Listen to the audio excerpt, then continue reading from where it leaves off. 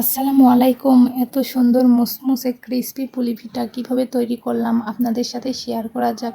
প্রথমে আমি একটা প্যানে ধুয়ে রাখা কয়েক টুকরো মাংসর পিস দিয়ে একটু হলুদ দিয়ে ভালোভাবে সিদ্ধ করে উঠিয়ে নিয়েছি। এই পর্যায়ে হাতের সাহায্যে সবগুলো মাংস আমি ঝুড়ো করে নেব।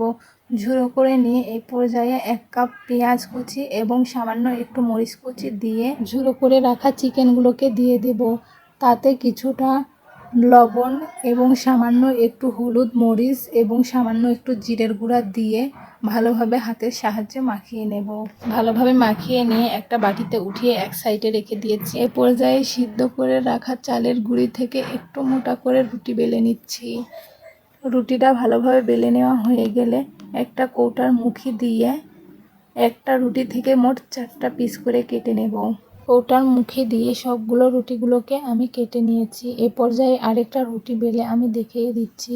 ঠিক একইভাবে সবগুলো রুটি আমি বেলে নিয়ে কৌটার মুখে দিয়ে কেটে নিয়েছি। এ পর্যায়ে কেটে রাখা রুটির এক পিস নিয়ে মাখিয়ে রাখা চিকেনের পুরটাকে দিয়ে দেব। দিয়ে এবারে পিঠার মুখটাকে আটকিয়ে দেব। আটকিয়ে দিয়ে পিঠাটার শেপ দিয়ে দিব। পিঠার শেপ দেওয়ার জন্য প্রথমে আমি সহজ টিপস ব্যবহার করছি।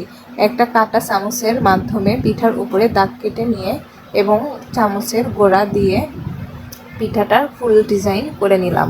এই ডিজাইনটা করার পর আমি আরেকটা ডিজাইন করে দেখিয়ে দিচ্ছি। এবারেও পিঠাটার মুখ আটকিয়ে নিয়ে এবারে হাত দিয়ে পেঁচিয়ে সুন্দর করে একটা ডিজাইন দিয়ে দিয়েছি। ব্যাস, পুলি পিঠার ভাঁজ বা ডিজাইন রেডি। আমি এই দুরকম ভাঁজ দিয়ে দিয়েছি। আপনাদের কাছে কেমন লেগেছে অবশ্যই বলবেন। এবারে পিঠাগুলোকে ভাজার পালা। প্রথমে আমি একটা কড়াইয়ে কিছুক্ষণ আগে তেল গরম করতে দিয়েছিলাম।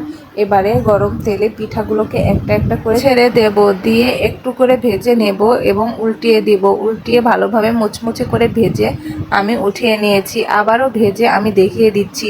সবগুলো পিঠা আমি একইভাবে ভেজে নিয়েছি। পিঠাগুলো ভাজা শেষে আমি প্লেটে উঠিয়ে নিয়েছি। আমার আজকের এই চিকেন দিয়ে পুলি পিঠার রেসিপিটা আপনাদের কাছে কেমন লেগেছে অবশ্যই কমেন্টে জানাবেন। আল্লাহ হাফেজ।